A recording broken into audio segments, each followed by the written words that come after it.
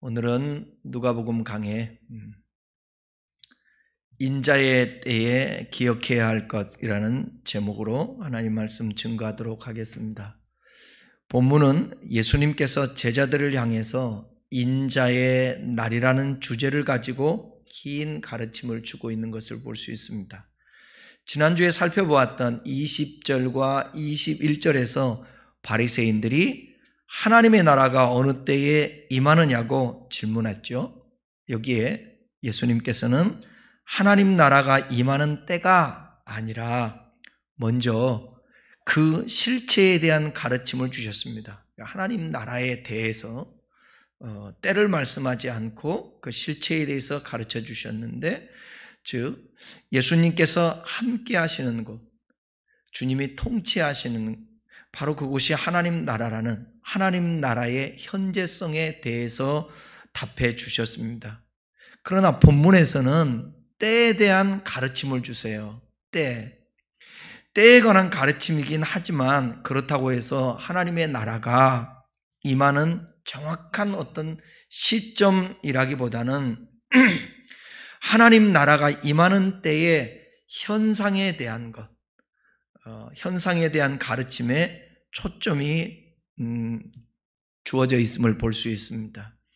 그리고 때에 있어서도 앞서 바리새인들을 대상으로 한 가르침에서는 이미 임한 하나님의 나라의 현재성에 초점을 맞추었다면, 천국이 여기 있다 저기 있다 할 것이 너희 안에 있다, 어몽유라고 그랬죠. 너희들 사이에 있다, 그러니까 너희 가운데 있다, 예수님을 두고 말씀하는 것입니다.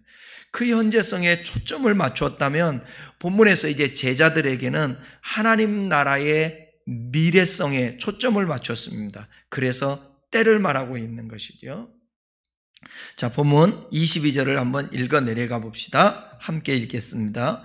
또 제자들에게 이르시되 때가 이르리니 너희가 인자의 날 하루를 보고자 하되 보지 못하리라.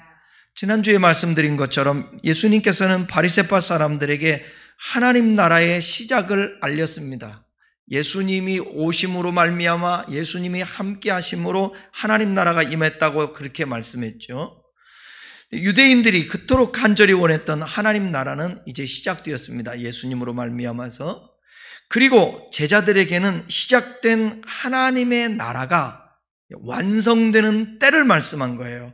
그러니까 하나님 나라의 임의와 아직에 대해서 지난주에 설명해 드렸죠. 이미 하나님 나라가 임했는데 아직 완성되지 않았다. 근데 예수님께서는 지금 완성의 때를 말씀하고 있는 것이에요. 여기서 그러니까 22절에 나오는 인자의 때는 언제냐? 예수님이 다시 오시는 재림의 때를 이야기하는 것입니다.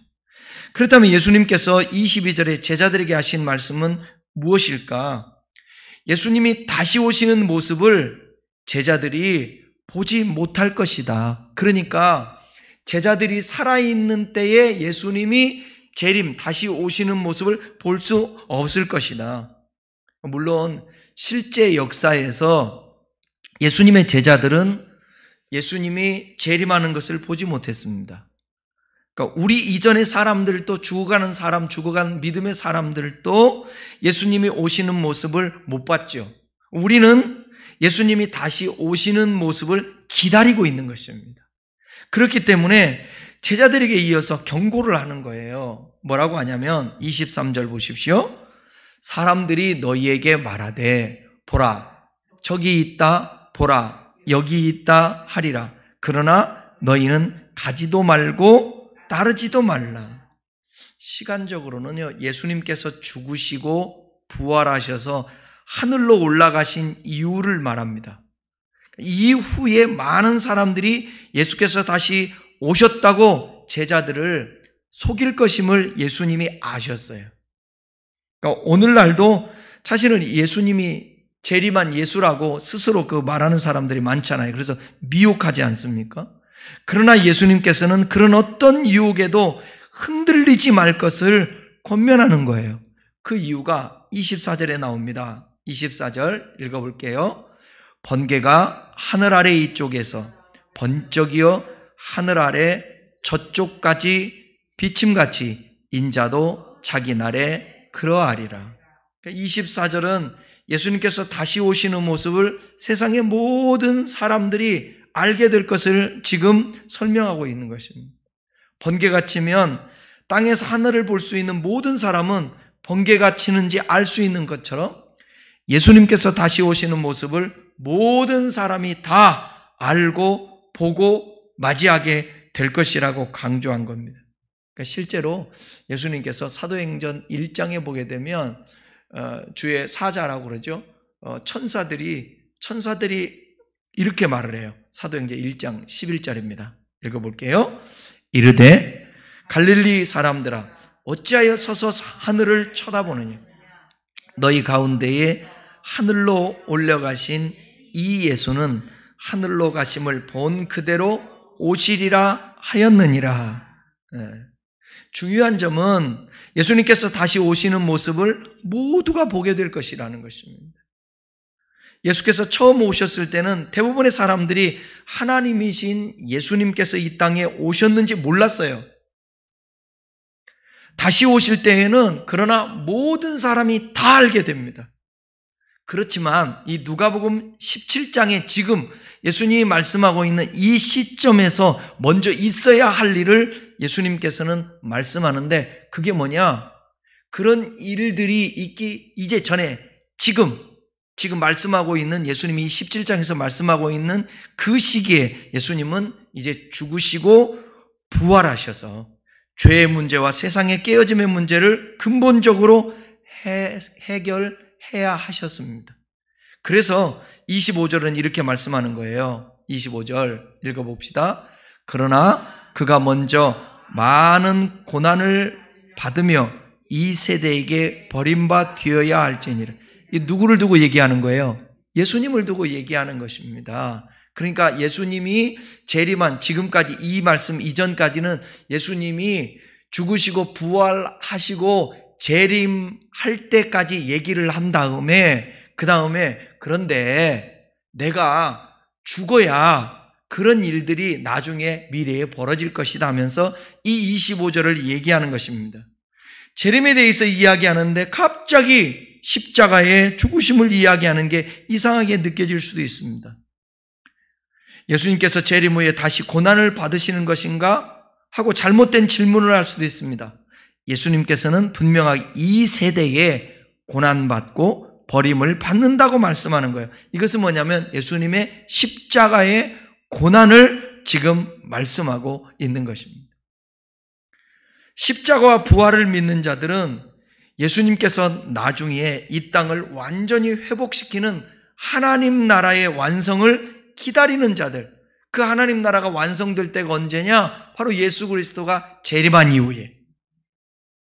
그 시기에 대해서 예수님은 노아의 시대와 롯 시대의 일들을 비유를 드십니다. 예수님이 재림할 때 말세에는 바로 노아의 때와 같고 롯의 때와 같은 현상들이 벌어지고 그런 양상이 되어질 거라는 것입니다. 정확히 언제 예수님이 오실 것은 아무도 몰라요. 그런데 말세가 되면 그렇게 특별히 죄가 관영하고 사람들이 악하고 사람들이 세상에 그냥 물들어서 살아가는 모습이 있다는 것입니다. 노아의 때에 대해서 먼저 말씀을 합니다. 예수님이 26절, 27절을 읽어보겠습니다. 읽습니다. 노아의 때에 된 것과 같이 인자의 때에도 그러하리라. 노아가 방주에 들어가던 날까지 사람들이 먹고 마시고 장가들고 시집가더니 홍수가 나서 그들을 다 멸망시키셨으며. 노아의 시대의 사람들은 하나님께서 그들의 죄를 보시고 그들에게 심판하시기를 결정하셨고 노아에게는 방주를 지으라고 명령하셨습니다. 그러니까 당대의 의인은 누구냐? 노아예요. 노아 외에는 악을 행하고 있는 것입니다. 그래서 그들은 심판의 대상이 되는 거예요. 그런데 노아는 구원의 대상이 되는 것입니다. 어느 시대도 마찬가지예요. 어느 시대에도 심판의 대상이 있다라는 얘기는 구원의 대상도 있다라는 얘기예요. 구원의 대상이 있다라는 얘기는 반대로 또 심판의 대상도 있다라는 것입니다. 비가 오기까지 노아는 방주를 만들고 사람들은 그런 노아를 미친 사람 취급을 했습니다. 바보 취급했습니다. 비가 와서 세상이 멸망할 때까지 자신들의 일상을 살았어요. 근데 그 일상이 뭐냐? 죄악 가운데 묻혀서 사는 일상이었다라는 것입니다. 오늘날 우리에게 일상이라는 말이 참 정감이 있고 좋은 말같이 들려지는데 그들의 일상생활 자체가 그 안에 우리가 예수 정신을 가지고 믿음으로 살아내고 하나님의 말씀과 뜻을 이루며 살아가면 그 일상이 복인데 이들의 일상은 뭐냐면 죄악 가운데 살아가는 그런 일상이었다라는 것입니다. 그러다가 하나님의 심판의 대상이 되었어요. 지금 예수님께서 말씀하시는 강조점이 뭐냐면 하나님에게는 관심이 전혀 없어요. 그냥 자신의 일상만을 중요하게 생각하며 살아가는 것입니다. 그것이 문제라는 거죠. 시집 가는 게 뭐가 문제예요? 장가 가는 게 뭐가 문제예요? 먹어야 살잖아요. 마셔야 살잖아요. 그런데 거기에 너무 도취해서 산다라는 거예요. 그 일상에 집중해서 하나님 없이 살아간다는 것입니다. 심판이 다가오고 있지만 사람들은 알지 못해요. 정말 중요한 일은 대비하지 않은 채 자신의 인생만을 중요하게 여기며 살아갑니다. 오늘 딱 이 시대예요. 이 시대 종교에 관심이 없습니다. 신앙에 관심이 없습니다. 죽은 이후에 심판이라는 것 관심이 없습니다. 신이 도와줘? 신이 나를 도와주기를 해? 병을 낫기를 해? 뭐를 해? 관심이 없어요. 왜? 의사가 대신하고 돈이 대신하고 세상 것이 대신하니까 일상을 믿음 없이 하나님 없이 막 살아가는 것입니다. 특별히 다음 세대들의 삶을 보게 되면 더 그걸 느낄 수가 있는데 뭐냐? 그냥 자기 중심만을 위하여서 일상생활을 살아가는 것입니다. 자기 편하기 위해서 결혼도 안 하고 자기 편하기 위해서 자식도 낳지도 않고 항상 자기밖에 모르는 이기적인 그런 삶을 살아가는 것입니다. 그래서 그 죄가 죄인지도 모르고 우리는 옛날 보게 되면 그 혼전 성에 대해서도 얘기하고 동성에 대해서도 얘기하고 그런데 요즘은 성에 대해서 너무나도 개방이 되어 있어요. 개방이. 그래서 젊은 친구들이 이 성에 대한 인식 자체가 없어. 그냥 안 걸리면 되고 애만 안 생기면 되고 그러면 된다라는 사고를 가지고 이게 성적으로 문란한 그런 생활을 하게 되고 이기적인 자기중심적인 삶을 살아가게 되는 것입니다. 그러니까 예수님은 언제 오실지 아무도 알 수 없지만 준비하고 있지도 않은 것이에요. 우리는 예수님에 대해서 언제 올지 모르니까 오늘 준비하고 깨어 있어야 되지 않습니까? 그런데 그런 거에 대해서는 관심이 없습니다. 노아의 시대의 사람처럼 하나님의 뜻을 분별하지 못하고 자신의 일상만을 중요하게 여기면서 살아간다면 결국 정말 중요한 것을 놓치고 노아의 시대처럼 심판을 받게 된다는 거죠. 오늘날은 그 어떤 때보다도 지금의 즐거움을 중요하게 생각하는 시대입니다. 오늘 즐겁기만 한다면 미래를 포기하기도 한다라는 거예요. 자녀의 영적 미래까지 생각하지도 않고 오늘 믿음이 있는지 없는지 신앙생활에 열심히 하는지 안 하는지 거기에도 관심이 없고 오늘의 그냥 즐거움과 세상에서 잘 살고 성공하는 데만 집중하고 있는 것입니다. 우리는 이러한 시대에 예수님께서 다시 오실 것을 기다리면서 깨어서 준비하는 믿음의 삶을 살아야 합니다. 예수님께서는 하나님 나라보다 이 땅의 것을 가장 중요하게 생각하는 사람들에게 이렇게 경고를 합니다. 자, 28절부터 32절까지 노새 때를 비유로 하면서 얘기합니다. 또 노새 때와 같으리니 사람들이 먹고 마시고 사고 팔고 심고 집을 짓더니 롯이 소돔에서 나가던 날에 하늘로부터 불과 유황이 비오듯 하여 그들을 멸망시켰.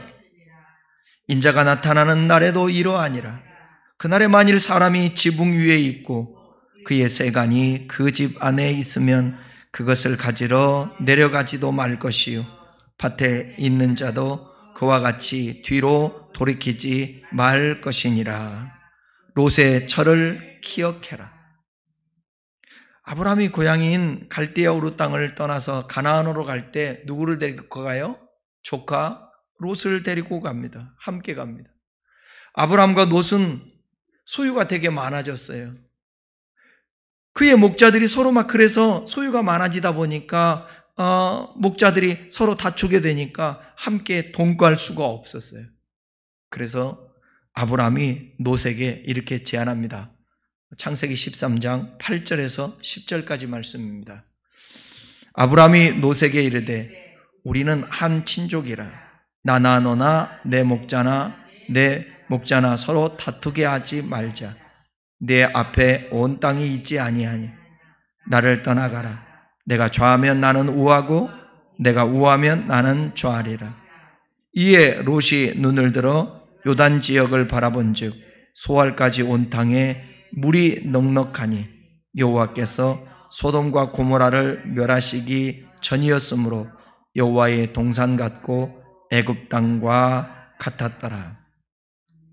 아브라함의 조카 롯의 가정은 처음부터 이 소돔과 고모라의 외형적, 물질적 어떤 풍요로움이 있던 거기에 이끌려서 그쪽으로 이주하게 되었습니다.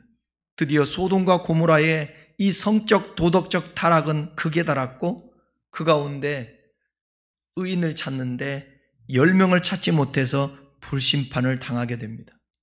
그러나 하나님은 언약의 대상인 아브라함을 생각해서 아브라함과 언약했잖아요. 그러니까 아브라함이 하나님 앞에 의인을 구하면서 하나님께 사정하니까 하나님께서 아브라함을 생각하사 롯의 가정을 구원하기로 하셨습니다. 성경은 이를 여호와의 인자라고 말합니다. 롯이 스스로 그런 고백을 해요. 이렇게 창세기 19장 19절에 보게 되면 종이 주께 은혜를 얻었고 주께서 큰 인자를 내게 베푸사 내 생명을 구원하여 싸우니 롯이 이렇게 고백을 해요. 롯과 롯의 아내와 정혼한 또 사위들과 함께 소돔을 떠나서 피하라고 그렇게 말을 합니다. 그러나 여기 롯의 아내는 이 위급한 상황에도 불구하고 이 소돔과 고모라에 두고 온 온갖 폐물, 집, 땅, 그 모든 것으로부터 매여 있었습니다. 걸음을 옮기고 있으나 마음은 거기 있는 거예요. 물질과 세상의 모든 것에 대한 애착을 끊지 못했습니다. 사실 우리는 롯의 아내를 비난하기보다는 어쩌면 동정과 연민과 정을 갖기도 하지 않아요? 이해가 가잖아요. 그동안에 어떻게 살았겠습니까? 얼마나 원통하겠어요?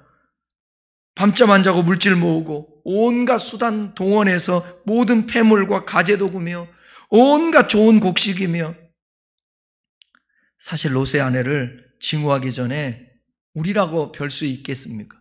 그래서 이 말씀을 들으면서 우리 스스로를 거울로 바라보면서 나는 남의 말은 하기 쉬운데 목사도 설교할 때 마찬가지예요. 이렇게 살아라. 그리고 남을 분별하며 판단하고 그렇게 살면 안 돼 하지만 실제로 우리는 다른 사람에게는 이게 말씀을 적용하지만 우리 자신들에게 적용하지 않을 때가 참 많이 있죠.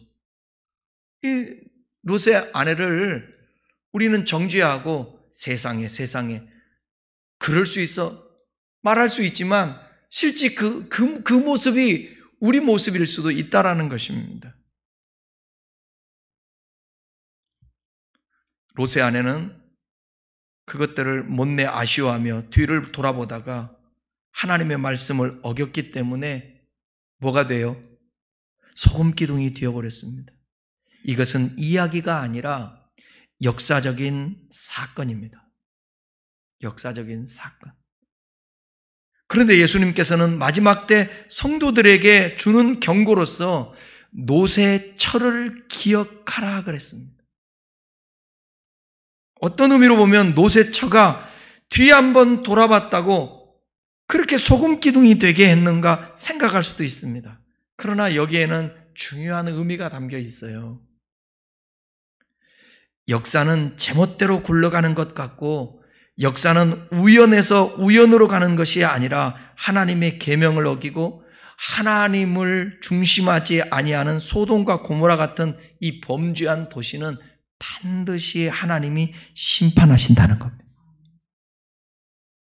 또한 그런 것에 애착을 가지고 떨쳐버리지 못한 성도들도 심판의 대상이 된다는 것입니다. 하나님의 말씀에 불순종하면 심판이 있다라는, 생각해 보세요. 하늘에서 유황불이 떨어진다고. 근데 아브라함을 생각해서 하나님이 그 가정을 구원하기 위해서 너는 소돔과 고모라에서 나와야 된다. 그러면 여러분, 그 하나님의 말씀이 더 위대하잖아요. 더 크잖아요. 그리고 그 말씀대로 심판이 지금 임하고 있지 않습니까? 그렇다면 깨달아야죠. 왜? 하나님의 심판이 무서우니까. 노아의 때에 심판이 있을 때에 얼마나 많은 사람들이 다 노아의 가족 외에는 죽어나가고 그 심판의 이야기가 계속 구전으로 해서 들려지지 않았을까요? 하나님의 심판은 이렇게 무서운 것이다. 다행히 앞으로는 물로 심판하지 않겠다고 무지개 언약을 주셨지만, 그런데 하나님의 심판은 여전히 또 다른 방법으로 있을 것인데 바로 소돔과 고모라의 유황불로 인하여 심판이 임하는 것입니다. 이때 이 심판을 보면서 롯의 아내는 뒤를 돌아보면 안 되고 하나님의 말씀에 순종해서 앞만 보고 갔어야 했었습니다. 그런데 롯의 아내가 뒤돌아본 것이 그게 불순종이 되어서 여러분, 그것은 하나님의 나라보다 세상 나라를 더 귀히 여기는 그런 모습. 오늘 이 롯의 말씀을 하시는 것은 롯을 생각하라고, 롯의처를 생각하라고 하는 것은 바로 오늘 성도들에게도 그런 양상 모습들이 있기 때문에 마지막 때에 심판받지 않으려면 깨어 있으라는 거예요. 주님의 말씀에 순종하라는 것입니다. 그러므로 예수님의 이 경고는 오늘을 살아가는 우리에게 대단히 큰 경종을 울리는 것입니다. 즉 범죄한 도시는 패망하고 성적으로, 도덕적으로, 윤리적으로 타락한 사람은 심판하신다는 뜻입니다. 그러나 회개하고 성화의 삶을 가진 성도는 하나님의 긍휼과 자비를 얻을 수 있다는 것입니다. 창세기 19장에 나타난 이 말씀은 진노 중에라도 긍휼을 베풀어 주시는 하나님도 심판만 있는 게 아니라 진노 중에라도 긍휼히 여기시는 그 하나님의 은총이 있다는 것입니다. 그게 롯을 구원하기 위한 그 하나님 아버지의 마음. 그러나 불순종하는 롯의 처에게는 심판의 일이 닥친다는 것입니다. 예수님께서 제자들에게 롯의 아내를 기억하라고 경고하신 이유가 무엇이겠어요? 눈에 보이는 일상에 현혹되지 말라는 거예요. 롯의 아내와 같이 되지 말라고 경고는 누구에게나 해당되는 것입니다. 저와 여러분에게도. 그래서 예수님께서 제자들에게 어쩌면 이런 극단적인 말까지도 하신 것입니다. 자, 33절을 보십시다. 33절, 무릇 자기 목숨을 보존하고자 하는 자는 잃을 것이요 잃는 자는 살리로다. 예수님께서 제자들이 앞으로 어떤 일을 겪을 것임을 이미 아셨어요. 1세기 로마 제국을 살아간 그리스도인들에게 영적 생명을 얻는 일은 자신의 이 육체의 생명을 포기할 것을 각오해야 하는 일이었었습니다. 그러니까 여러분이 잘 아시는 세례 요한이 옳은 얘기를 하다가 그가 헤롯에게 의해서 목이 수반에 올라가는 그런 죽음을 각오하지 않고서는 예수님이 가셔야 할 그 길을 앞서 평탄케 하는 그런 역할은 할 수가 없는 거예요. 사도 바울이 전 세계의 복음이 증거되게 하는 데에는 목숨을 걸지 않았다면 그런 일들은 일어날 수가 없습니다. 그러니까 영적인 일과 하나님의 나라를 위하여서 내 믿음을 지키고 내가 영생의 길을 갖고 구원받고 예수 그리스도의 재림의 날에 그분을 떳떳하게 맞이하려면 오늘의 일상의 삶을 믿음으로 살아내야 된다는 것입니다. 그리고 하나님 말씀하신 것 그것 쫓고 앞만 바라보고 믿음의 주에 온전케 하시는 예수 바라보고 가는 것입니다. 뒤를 바라보는 순간 어떻게 되느냐? 롯의 젖처럼 소금 기둥이 되고 만다라는 것입니다. 우리가 세상에 동화되지 아니하고 의와 진리를 위해서 죽는 한이 있어도 이것이 참으로 사는 것이고 이 땅에서 온갖 부정과 저질의 생활을 하면서 범죄하면서 살려고 한다면 죽는 것이라는 말씀을 우리에게 하고 있는 것입니다. 심판이라고 말씀하고 있는 것입니다. 그런데 34절, 35절에서 보시면 이렇게 말씀하세요. 한번 봅시다. 내가 너희에게 이르노니 그 밤에 둘이 한자리에 누워 있음에 하나는 데려감을 얻고 하나는 버려둠을 당할 것이요 두 여자가 함께 맷돌을 갈고 있음에 하나는 데려감을 얻고 하나는 버려둠을 당할 것이니라. 우리는 예수님의 이 결론에서 위대한 은총을 발견합니다. 심판의 때, 종말의 때가 되어도 하나님의 택한 백성은 하나님께서 구원해 주신다라는 거예요. 여기에 표현이 되어 있지 않아요? 버려둠을 당하고 데려감을 얻고 나오죠? 나오잖아요. 밤에 둘이 한자리에 있는데 하나는 데려감을 당해요. 하나는 버려움을 당해요. 맷돌을 갈고 있는데 하나는 데려감을 얻고 하나는 버려둠을 당해요. 이것은 하나님의 말씀이에요. 근데 오늘 이 시대의 사람들이 이런 고민을 하면서 사냐고. 주님 지금 오시면 나는 데려감을 당할까?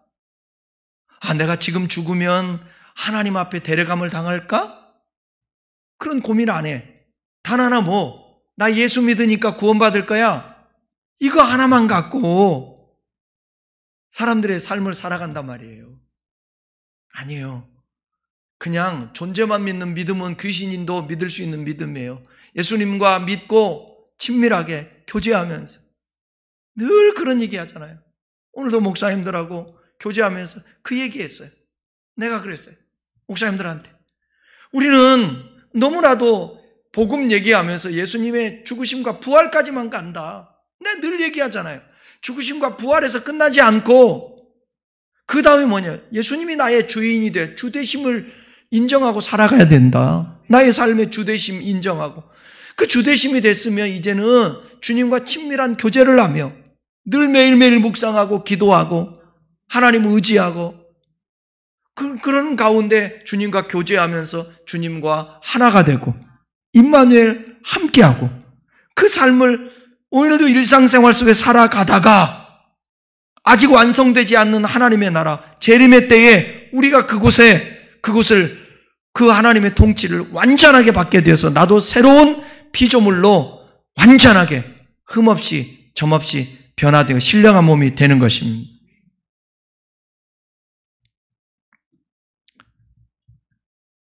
심판의 때가 있지만 하나님의 그 심판 가운데 긍휼이 있다고 아까도 말씀드렸습니다. 노아의 때, 노세 때처럼 처참하고 유욕적이고 부패하고 타락한 시대에 살지만 하나님의 은혜로 구원이 있다는 사실에 우리는 감사해야 돼요. 우리는 거기에 속해야 되는 것입니다. 그러잖아요. 모든 것이 다 때가 있고 끝이 있는데 어쩔 때는 비가 너무 많이 와서 여름에 언제라고 그러죠? 비가 많이 오는 때를 뭔 때라고 그래요? 장마 때 물살이 세게 막 그 창수가 난단 말이에요. 근데 거기에 어떤 사람은 떠내려가고 어떤 사람은 그 줄기 하나 있어서 붙잡고 소방서 직원이 와서 줄 하나 던져주고 잡아서 살아나기도 한다는. 말세에 우리가 버려둠을 당한다든지 휩쓸려 어디에요? 네. 히브리서에 보이게 되면 너희가 쓸려 내려가지 않게 구원의 자리에서 저와 여러분들이 심판의 날에 긍휼을 얻어야 됩니다. 누구처럼? 노아의 때에 노아의 가정처럼, 소돔과 고모라의 노처럼 구원을 받아야 돼. 하나님의 구원은 우리의 주권에 속한 것이 아니고 하나님의 구원은 하나님께 속한 것입니다. 내게 속한 게 아니에요. 주권이. 그분이 먼저 손을 내밀어 줘야 돼. 근데 저와 여러분들이 이미 손을 내밀어 주지 않았습니까?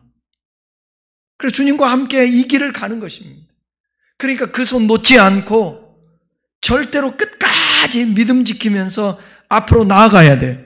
이 패역한 세대를 살면서 세 속에 물들지 않고 바로 믿고 바로 살고 진리를 지키며 순결하고 깨끗하게 주님의 심판의 때가 올 때 데려감을 당할 수 있는 그런 준비된 사람이 저와 여러분이 돼야 된다는 것입니다. 우리가 현재의 삶을 포기할 결단을 하는 이유는 무엇입니까? 바로 예수님 때문입니다. 예수님께서 이렇게까지 말씀하심에도 제자들은 이해하지 못했습니다. 그래서 37절에 이렇게 말씀하세요. 37절 읽습니다. 그들이 대답하여 이르되 주여 어디 오리까? 이르되 죽음 있는 곳에는 독수리가 모이느니라 하시니라. 제자들은 예수님의 가르침의 핵심을 이해하지 못해요. 오로지 하나님의 심판을 피할 생각으로 가득했습니다. 그래서 창세기의 롯처럼 심판의 자리를 피하면 될 것이라고 생각했습니다. 그렇지만 예수님은 어디라고 말씀하지 않으십니다. 그 이유는 하나님의 심판은 우주적인 심판이 되는 거예요. 그래서 시체와 시체를 보고 모여드는 독수리를 말씀하시면서 절망적인 이미지만을 제자들에게 전달하십니다. 여러분, 심판의 날에는요, 예수님이 재림해서 심판의 날에는 시체들이 다 너부러져 있는 거예요. 그러니까 그때 독수리가 오는 거죠. 주목하는 거죠. 그 시체에.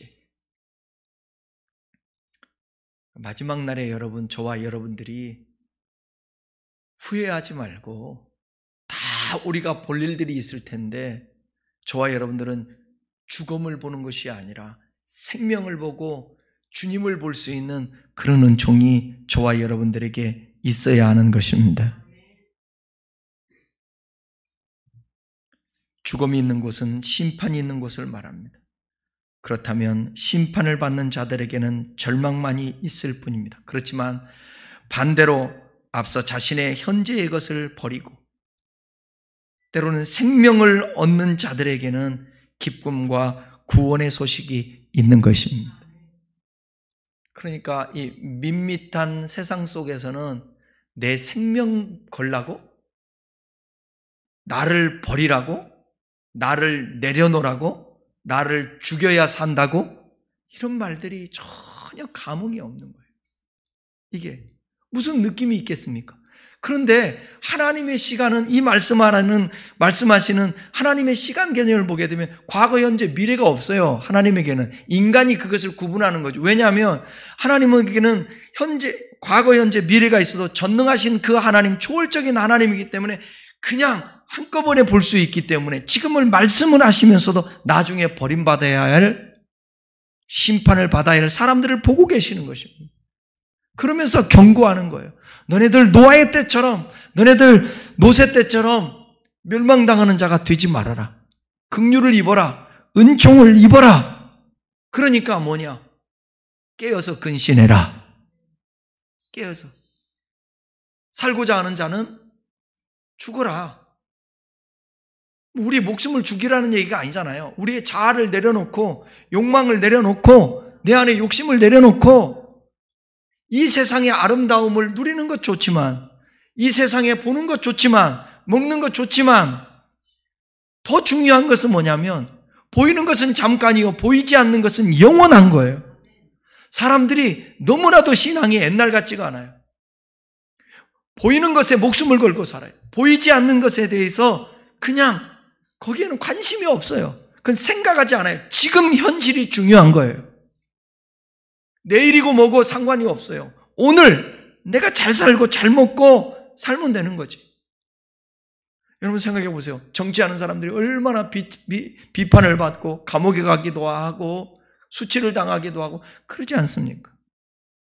근데 그들이 자랄 때, 그들이 대학교 다닐 때 거의 다 그래도 국회의원들이 된다고 한다면, 정치권에 있는 사람이 하면 거의 다 대학 안 나온 사람이 없잖아요. 거의 다 명문대잖아요. 그럴 때 사람들이 어떤 생각을 합니까? 박수를 쳐주고 잘했다고 잔치를 벌리고 우리 아들이 최고라고 우리 딸이 최고라고 그러지 않았겠어요? 네? 그러지 학력고사 1등을 하고 사법고시 수석을 하고 그때에 얼마나 자기도 좋고 부모들도 좋고 주변 사람들이 자랑거리 아니겠습니까?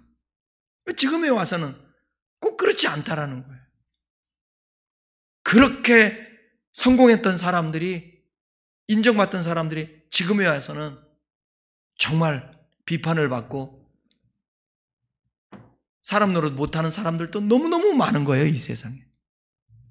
그러니까 오늘 우리는 믿음이라는 것은 뭐냐면, 믿음이는 바라는 거예요. 미래를 바라보면서 그게 실상이라고 생각하고, 오늘은 어떤 믿음을 가져야 되느냐? 예수님 반드시 재림하는데, 마지막 때가 있는데, 그때에 심판이 주어질 텐데, 나는 심판받지 않고 오히려 노아처럼,